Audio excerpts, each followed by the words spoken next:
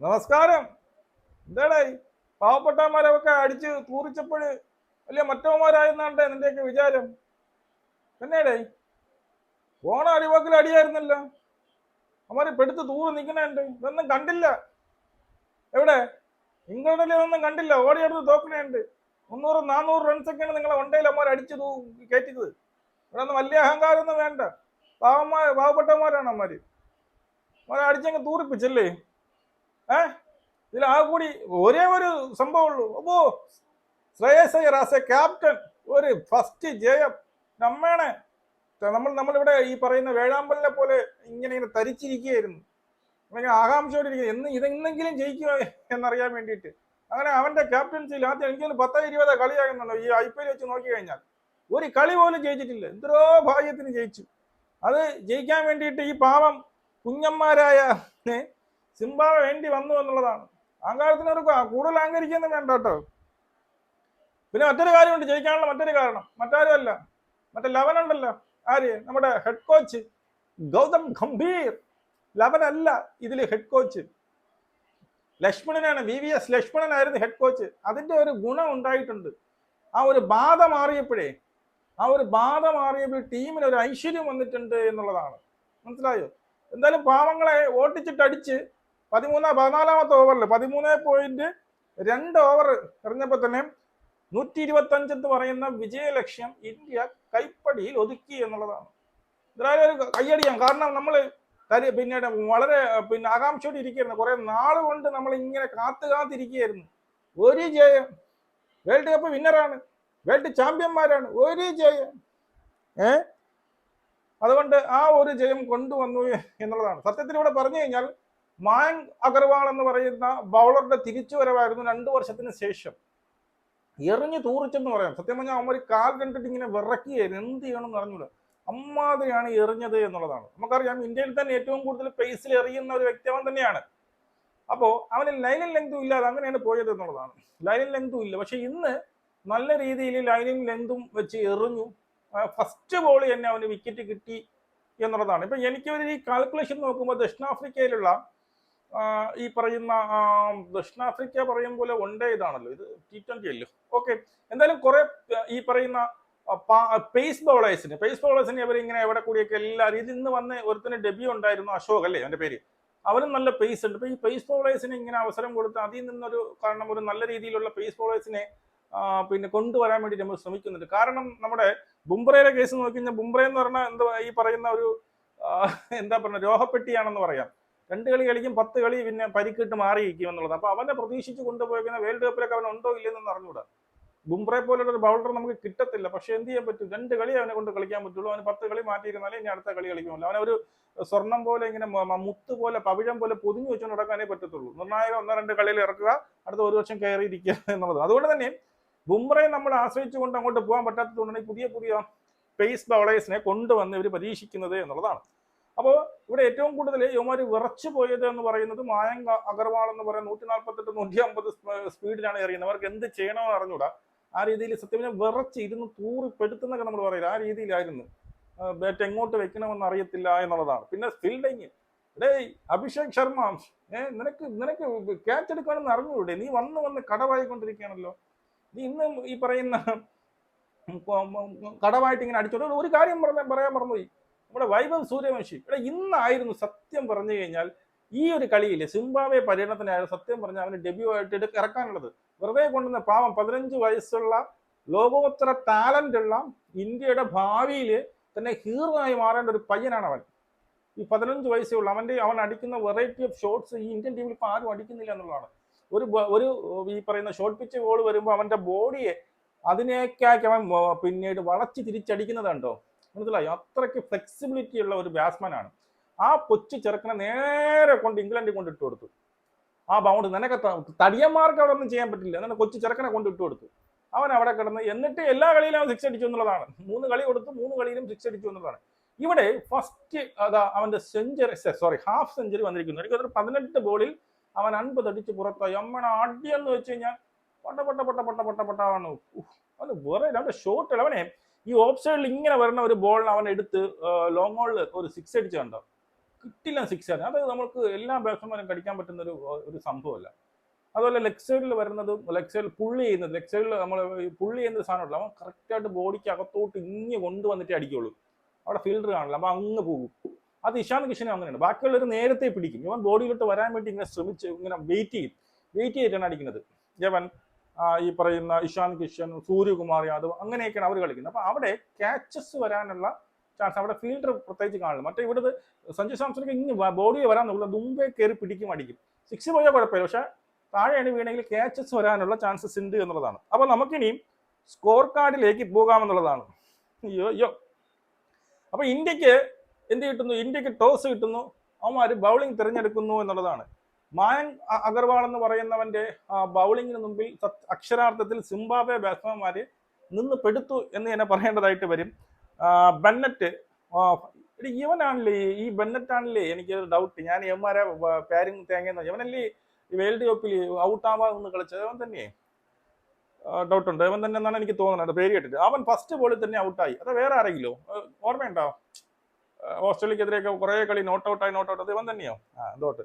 അപ്പോൾ ഫസ്റ്റ് ബോളിൽ തന്നെ മായങ്ക് അഗർവാളിന് വിക്കറ്റ് കൊടുത്ത് 11 പോയി എന്നുള്ളതാണ്.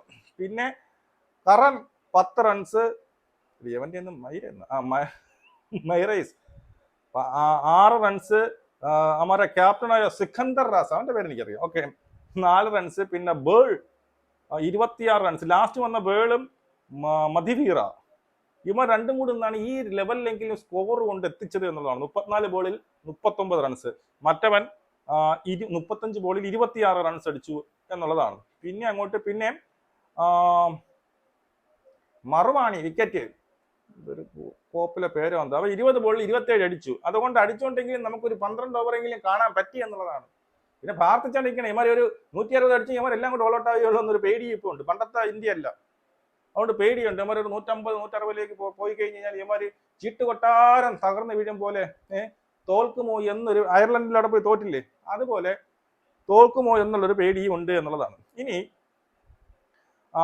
വിക്കറ്റ് വീഴ്ച, ഫസ്റ്റ് 1 റൺസ് കൊടുക്കാതെ 1 വിക്കറ്റ്, പിന്നെ 19-ൽ 2 ആയിരുന്നു, പിന്നെ 20-ൽ 3, പിന്നെ 32-ൽ 4, 64-ൽ 5, പിന്നീട് വന്നിട്ട് 122-ലാണ് പിന്നീടുള്ള വിക്കറ്റ് പോകുന്നത്. പിന്നെ പറ വിക്കറ്റുകൾ പോയി എന്നുള്ളതാണ്. അപ്പൊ അങ്ങനെ ടോട്ടൽ 125 റൺസ് അടിച്ചു, 7 വിക്കറ്റ് നഷ്ടത്തിൽ എന്നുള്ളതാണ്. ഇന്ത്യക്ക് ജയിക്കാനുള്ള 126 റൺസ് ആയിരുന്നു. ബൗളിംഗ് നോക്കി കഴിഞ്ഞാൽ പിന്നീട് മായങ്ക് യാദവ് 4 ഓവറിൽ വെറും 18 റൺസ് മാത്രമാണ് വിട്ടുകൊടുത്തത്. 2 വിക്കറ്റ് തള്ളിയിട്ടു. നല്ല കിട്ടിലും പേസിന് അറിഞ്ഞത്. കുറെ വൈഡും കാര്യങ്ങളൊക്കെ പോയി, കുറച്ചൊക്കെ പ്രശ്നങ്ങളുണ്ട്. അത് ഇത് മെയിൻറ്റെയിൻ ചെയ്ത് പോയി കഴിഞ്ഞാൽ കുറച്ചും കൂടി സ്ലോ ബോൾ നല്ലതായിട്ട്, സ്ലോ ബോൾ ഇടുമ്പോൾ ഇവന് വൈഡ് പോകുന്നതായിട്ട് കാണുന്നുണ്ട്. വെറും എക്കണോമി 4.50 ആണ് എന്നുള്ളതാണ്. മനസ്സിലായോ? പിന്നെയും അശോക് ശർമ്മ പുതിയ ചെറുക്കനാണ്, അവന്റെ ഡെബ്യൂ ആയിരുന്നത്. 4 ഓവറിൽ 29 റൺസ് മാത്രം വിട്ടുകൊടുത്തു. അവന് വിക്കറ്റ് ഒന്നും കിട്ടിയില്ല, പക്ഷെ ഫസ്റ്റ് ഓവറിൽ അവന് അടി കിട്ടി. പിന്നെ 3 ഓവറിൽ അവനെ ആരും അടിച്ചിട്ടില്ല. അവനും നല്ല പേസ് ഉണ്ട് കേട്ടോ. അവന് 144 146 ഇത് പിന്നീട് കിലോമീറ്റർ സ്പീഡിൽ അവൻ എറിയുന്നുണ്ട് എന്നുള്ളതാണ്. അതും നമുക്കൊരു ഭാവി വാഗ്ദാനമാണ് എന്നുള്ളതാണ്. ഇനി അത് പ്രിൻസ് യാദവ് ഉണ്ടായിരുന്നു, മായങ്ക് യാദവ്, പ്രിൻസ് യാദവ്. ഓക്കെ, പ്രിൻസ് യാദവിനും പിന്നീട് ഈ പറഞ്ഞതുപോലെ 2 വിക്കറ്റ് തള്ളിയിട്ടു. 19 റൺസ് മാത്രമേ അവനും വിട്ടുകൊടുത്തുള്ളൂ. അതുപോലെ യോർക്ക് എറിയാനൊക്കെ അവസാന ഡെത്ത് ഓവറിലൊക്കെ എറിയാൻ അവൻ ബെസ്റ്റ്, പിന്നെ ഈ പറഞ്ഞ സ്ലോ ബോളൊക്കെ കിടിലമായിട്ട് എറിയുന്നുണ്ട്. ഇതിനൊക്കെ ഇവരൊക്കെ കളിപ്പിച്ച് കോൺഫിഡൻസ് കൂട്ടി കൊണ്ടുവരണം എന്നുള്ളതാണ്. ശിവൻ ഡുബെ മാങ്ങ എറിഞ്ഞ് ഈ പറയുന്ന 32 റൺസ് വിട്ടു കൊടുത്തോണ്ട് 1 വിക്കറ്റ് തള്ളിയിട്ട് അവനെന്താ കണ്ണുപൊട്ട മാങ്ങ എറിഞ്ഞ് വീഴും പോലെയാണ് ഈ പറയുന്ന അവനൊരു വിക്കറ്റ് ഇട്ടുണ്ട്. അവനൊക്കെ എനിക്ക് ഇവൻ പറഞ്ഞൊക്കെ വ്യാജാണ്. ഒരു വ്യാച്ചും വിട്ടു, ഇന്നെന്തോ ഒരു ക്യാച്ച് പിടിച്ചു. എൻ്റെ അമ്മ ഞാൻ വെച്ച് പോയെന്ന്, പിന്നെ പുട്ട് പോലെ പൂ പോലെ പുഷ്പം പോലെ വന്നുകൊണ്ട് കയ്യിൽ ഒട്ടിയിരുന്നു എന്നുള്ളതേ ഉള്ളൂ. അല്ലെങ്കിൽ അവൻ കളയും എന്നുള്ളതാണ്. അഭിഷേക് ശർമ്മ ഒരു പുട്ട് കേച്ച് കളഞ്ഞു എന്നുള്ളതാണ്. ഓക്കെ, രവി ബിഷ്ണോയി 24 റൺസ് വിട്ടു കൊടുത്തുകൊണ്ട് ഒരു വിക്കറ്റ് ഒക്കെ എടുത്തു. പക്ഷെ എനിക്ക് അവന് ഒരു താല്പര്യം ഇല്ലാത്തൊരു ബൗളറാണ്. മനസ്സിലായോ? യവന്മാർ വരെ ഈ 24 റൺസ് അടിച്ച് നാളെ അവനെ അടിക്കാൻ തുടങ്ങി കഴിഞ്ഞാൽ അവൻ എപ്പോഴും ഗൂഗിളി ഒരു ബോളെങ്കിലും നീ ലെഗ് സ്പിന്നോട്ട് ചെയ്യണ്ടേ? ഇത് എല്ലാം ഗൂഗിളി എന്നെ ഇട്ടോണ്ടിരിക്കും. ഇത് മാത്രം നിനക്ക് അറിയാം. നീ എന്നെ ഓഫ് സ്പിന്നറായിട്ട് വിളിക്കാനാണ് എനിക്ക് താല്പര്യം കൂടുതൽ. വേറെ ഒന്നായിട്ട് ബോൾ തിരിയാനായിട്ട് ഞാൻ കാണില്ല. എല്ലാം അകത്തോട്ട് തിരിയുന്നു എന്നുള്ളതാണ്. യവനെയൊക്കെ കൊണ്ടുവന്ന് യവനെയൊന്നും എനിക്ക് തോന്നുന്നില്ല. നല്ലൊരു സ്പിന്നർ വേണം. മനസ്സിലായോ? മോശം. ഇനി അടുത്ത ഇന്ത്യയിലെ ബാറ്റിംഗ് അവിടെയാണ് ഇരിക്കുന്നത്. അഭിഷേക് ശർമ്മ സത്യം പറഞ്ഞു കഴിഞ്ഞാൽ സൂര്യവംശിയുടെ അടി കണ്ട് ഇവൻ കറങ്ങി നിൽക്കുകയാണെന്നോ, ഇവൻ എന്തോ കൊച്ചു പിള്ളേർ കളിക്കും പോലെയാണ് ഇവൻ ബാറ്റ് വീശിയത് എന്നുള്ളതാണ്. മനസ്സിലായോ?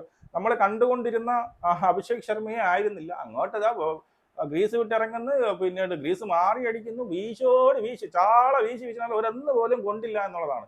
കൊണ്ടത് ക്യാച്ച് ആയി എന്നുള്ളതാണ്. ഇതൊക്കെ അഭിഷേക് ശർമ്മയുടെ സ്കോർ പണം 8 ബോളിൽ 1 റൺ. ഇതിന് മുമ്പ് എങ്ങനെയെങ്കിലും ഇങ്ങനെ അടിക്കുന്ന ആണെ ഫസ്റ്റ് ബോളിൽ കയറി പോകും. അവന്റെ ബാറ്റിൽ കിട്ടുന്നില്ല എന്നുള്ളതാണ്. ശരിയുടെ നീ പിന്നീട് ഇംഗ്ലണ്ടിലും കുറച്ച് കളിച്ചില്ലേ, ഓക്കെ. ഇത് ചാള വെട്ട്. അവിടെ സൂര്യവംശി ഇരുന്നു കൊണ്ട് സൂര്യവംശി സത്യം പറഞ്ഞാൽ അവനെ നിഷ്പ്രഭമായി കൊണ്ടാണ് സൂര്യവംശി അടിച്ചത്. എന്തോന്ന് ഇതൊക്കെ ചെറുത് എന്നുള്ള രീതിയിലാണ് സൂര്യവംശി അടിച്ചത്. സൂര്യവംശി അവൻ അമ്മയാണ് 19 ബോളിൽ 50 റൺസ്, 4 6ഉം 4 4ഉം. സിക്സുകളൊക്കെ എന്നുള്ള ഇവിടെ പറയാനില്ല. അവന്മാരെ എറിയ അടിച്ച് വിളയക്കളയും. പിന്നെ 10 മിനിറ്റ് ബോൾ എടുത്തോണ്ട് വരാൻ വേണ്ടിയിട്ട് അടുത്ത 2 ബോൾ എറിയും, 3ാമത്തെ ബോൾ വീണ്ടും 6, അടുത്ത വീണ്ടും ബോൾ മാറ്റി. ഇതായിരുന്നു സംഭവം. പിന്നെ ഈ പറയുന്ന പറ അടിക്കാൻ രീതിയിൽ 50 അടിച്ച് ഗ്രീസ് വിട്ടിറങ്ങിയപ്പോൾ ഇപ്പോട്ട് അപ്പൊ തന്നെ കളി ജയിച്ചു. അവൻ നിന്നിരുന്നെങ്കിൽ 9ാമത്തെ 10ാമത്തെ ഓവറിൽ കളി ജയിക്കുമായിരുന്നു എന്നുള്ളത്. എന്തായാലും സൂര്യവംശി കൺഗ്രാജുലേഷൻസ്. ഈ പറയുന്ന ഈ ഒരു പിന്നെന്താ ഒരു അത്ഭുത പ്രതിഭയെ നമുക്ക് ഇന്ത്യൻ ടീമിൽ കിട്ടിയാൽ നമുക്ക് അഭിമാനിക്കാം. നാളെ നമ്മളെയൊക്കെ ഞെട്ടിച്ചുകൊണ്ട്, കാരണം വെറൈറ്റി ഷോട്ട്സ് ഉണ്ട് അവന് എന്നുള്ളതാണ്. മനസ്സിലായി? നമ്മളെയൊക്കെ ഞെട്ടിച്ചുകൊണ്ട് പല റെക്കോർഡുകളും തകർക്കാൻ പോകുന്നത് ഇവൻ തന്നെ ആയിരിക്കും എന്നുള്ളതാണ്. ആരെയും നമ്മുടെ സൂര്യവംശി. പിന്നെ ഇഷാൻ കിഷൻ വന്ന് അവന്റെ സിദ്ധമായ ശൈലിയിൽ അവൾ കളിച്ചു. കുറച്ച് പതുക്കെയാണ് കളിച്ചത്, കാരണം ഒരു പേടി കാണും ഈ കളിയും തോക്കുമോ എന്നുള്ളത്. അവൻ 24 ബോളിൽ 35 റൺസ് അടിച്ചു, 2 6ഉം 3 4 ഒക്കെ അടിച്ചിട്ടുണ്ട്. പിന്നെ ശ്രേയസ് അയ്യർ നോട്ട് ഔട്ട് ആയിട്ടിരുന്നു, 24 ബോളിൽ 28 റൺസ്. ഓക്കെ. പിന്നെ തിലക് വർമ്മ വന്ന് ഒരു ബോർ കിട്ടി, മറ്റേ കളത്തിയതുകൊണ്ട് ഒരു ബോർ കിട്ടി. മുസർബാനി അവനാണ് ഓവറിൽ കിടിലമായിട്ട് എറിഞ്ഞത്. 26 റൺസ് മാത്രം വിട്ടുകൊടുത്തത്, 2 വിക്കറ്റ് തള്ളിയില്ല. അല്ലെങ്കിൽ എനിക്കൊന്ന് 26 റൺസിൽ 20 റൺസ് മറ്റോ അടിച്ചെന്നാണ് തോന്നുന്നത്. അത് സൂര്യവംശി മാത്രമേ അവനെ അടിച്ചിട്ടുള്ളൂ എന്നുള്ളതാണ്. 2 ബോൾ 1 6, 10 14 15 റൺസ് അവൻ തന്നെ അടിച്ചു. ബാക്കി എല്ലാവരും കൂടിയാണ് 26 10 റൺസിനകത്ത് എന്തോണ് ഇവന്മാരെല്ലാം കൂടി അടിച്ചത്. ഇവന്മാർക്ക് അവരെ അടിക്കാൻ പറ്റുന്നില്ല. കൊച്ചി ചെറുക്കൻ 15 വയസ്സാൽ ചെറുക്കൻ വന്ന് വാല തൂക്കിയിട്ട് അടിക്കുന്നുണ്ട്. എന്തോ അടി കേട്ടോ. അടിയെന്ന് വെച്ചാൽ ഒരു രക്ഷയില്ല. ഒരു അന്യായം എന്ന് പറയുന്ന രീതിയിലാണ് അടിച്ചു കളഞ്ഞത്. അടിച്ചോടെ ഇത് കാണാതിരിക്കുന്നേ ഉള്ളൂ. ആ ചെറുക്കന് കുറച്ച് കോൺഫിഡൻസ് കിട്ടി. അടുത്തതിനൊക്കെ ഇവരെ കിട്ടിക്കഴിഞ്ഞാൽ ഇവരെ ഓട്ടിച്ചിട്ട് വലിച്ചു കീറി ഒട്ടിച്ച് വയ്ക്കും ആ ചെറുക്കൻ. മനസ്സിലായി? ഇവന് ഈ സ്പിന്നറെ ഒന്ന് കിട്ടാണ്. ഇവന് ഒരു 2-3 ബോൾ കൊടുത്തെങ്കിൽ സ്പിന്നറിനെയൊക്കെ അവനെ കണ്ട ഭ്രാന്താണ്. ഈ ചെറുക്കന് സ്പിന്നറിനെ കണ്ട ഭ്രാന്താണ്. ആട്ടിയോട് പോണ വാക്കിൽ ആടിയത്. പക്ഷെ അവന് ഭയങ്കര ടൈമിങ്ങും പവറുമാണ് കേട്ടോ. കിട്ടിക്കഴിഞ്ഞാൽ അത് വെളിയിൽ പോകും എന്നുള്ളതാണ്. കാണാൻ കിടക്കുന്നതേ ഉള്ളൂ. സൂര്യവംശിയുടെ അടി ഇതൊന്നും അല്ല, കാണാൻ കിടക്കുന്നതേ ഉള്ളൂ. സൂര്യവംശി കുറെ വരെയൊക്കെ ഇവിടെ നമ്മുടെ ഇവിടെ ഉണ്ട് കുറെ എണ്ണം. ഞാൻ അവിടെ പറഞ്ഞെന്നറിയാമോ, അവനെ എപ്പോൾ ഇറക്കാൻ പാടില്ലായിരുന്നു. ഇത്രയും ഒരു യങ് ടാലന്റിനെ ഇതുപോലുള്ള ഈ പറയുന്ന ഇംഗ്ലണ്ടിൽ പോലുള്ള പിച്ചിൽ കൊണ്ടുവന്ന് ഇറക്കാൻ പാടില്ലാണ്. അവിടെ അവനെ ഒരു കളി ഇറക്കാൻ പാടില്ലായിരുന്നു. അവിടെ എല്ലാം സഞ്ജു സാംസൺ ഇറങ്ങി അവനെ അതിനെ നിർത്തി ഇതൊക്കെ സംഭവമൊക്കെ കണ്ടിട്ട് ഇവിടെ വന്നവര് ഡെബ്യൂ കൊടുത്തിരുന്നെങ്കിൽ ഇപ്പൊ ഫസ്റ്റ് ഡെബ്യൂവിൽ തന്നെ അവന്റെ 50 ആയേനെ. മനസ്സിലായോ? ഓക്കെ, പറഞ്ഞിട്ട് കാര്യമില്ല പോട്ട്. അപ്പോ പിന്നെ ആരാണ്? സിക്കന്ദർ റാസിക്കൊന്നും വിക്കറ്റ് ഇല്ല. പിന്നെ ഒരുത്തിന് ഗറാവയ്ക്ക് 1 വിക്കറ്റ് കിട്ടിയിട്ടുണ്ട്. ഇത് തന്നെയാണ്. അപ്പോ ഇന്ത്യ 13.2 ഓവറിൽ നിന്ന് തന്നെ അടിച്ച് തൂറിച്ച് ജയിച്ചു എന്നുള്ളതാണ്. ഞാൻ വീണ്ടും പറയുന്നു, കൂടുതലൊന്നും അഹങ്കരിക്കേണ്ട. ഇതൊരു നമ്മുടെ ഇന്ത്യയിൽ നോക്കുകയാണെങ്കിൽ നമ്മുടെ ഒരു സി ടീമായിട്ട് കണ്ടാൽ മതി. ഒരു സി ടീം നമ്മുടെ സീനിയർ ടീമിനെ അടിച്ച് തോപ്പിച്ചു. ഇവിടെ ബൗളർമാർ മാത്രമേ പുതിയതായിട്ടുള്ളൂ, ബാക്കി എല്ലാ ബാറ്റ്സ്മാൻമാരും ഇന്ത്യക്ക് ഉണ്ടായിരുന്നു എന്നുള്ളതാണ്. അല്ലേ? ആരെയും മാറ്റി നിർത്തിയില്ല. ബാക്കി എല്ലാം പിന്നീട് എല്ലാ ബാറ്റ്സ്മാൻമാരും ഇന്ത്യക്ക് ഉണ്ടായിരുന്നു. റിങ്കു സിംഗിന്റെ തിരിച്ചുവരവായിരുന്നു. റിങ്കു സിംഗിന് പക്ഷേ ബാറ്റ് ചെയ്യാൻ പറ്റില്ല. റിങ്കു സിംഗിന്റെ ഫീൽഡിങ്ങിലെല്ലാം നമുക്കൊരു ആർജമാണ്. ഓടി വന്ന് എടുത്ത് ചാടി നമുക്കൊരു കാണുമ്പോൾ തന്നെ ഒരു എനർജറ്റിക് ആണ്. അല്ലേ? നമുക്ക് ഒരു പോസിറ്റീവ് ഇത് കിട്ടും അവനെ കാണുമ്പോൾ. ഒരു കേച്ചും കളയില്ല. ശിവൻ ദുബൈയുടെ അടുത്തൊക്കെ പോയി കഴിഞ്ഞാൽ തീർന്ന്. അഭിഷേക് ശർമ്മ ഇപ്പൊ ശിവൻ ദുബൈനെയും കാട്ടി അപ്പനായിട്ട് വരെയാണ്. ഒരു കേച്ച് കേച്ച് എത്ര ഇതിന് മുമ്പ് നമ്മൾ തീരാൻ ഇത്ര അടിക്കത്തില്ലായിരുന്നു. 1-2 കേച്ചുകൾ പുട്ടായിട്ട് കളഞ്ഞു. പിന്നെ രവി വിഷ്ണു ചുമ്മാ ചാടനാണ്. അതുവരെ ഇങ്ങനെ വെയിറ്റ് ചെയ്തിരിക്കും. കിട്ടൂല എന്ന് ഉറപ്പാകുമ്പോൾ ചാടും. ഇതാണ്. അപ്പൊ എന്തായാലും സിംബാബ്വെ അടിച്ച് തൂറിച്ചിട്ട് ജയിച്ചിട്ടുണ്ടെങ്കിൽ 2 കളിയും കൂടെ. ആ 2 കളിയും ഇന്ത്യ വൈറ്റ് വാഷ് ചെയ്യാനാണ് ചാൻസ് കൂടുതൽ. നിങ്ങളുടെ അപ്പുറം മസ്റ്റേ കമന്റ് ചെയ്യുമ്പോൾ കൊടുക്കണം.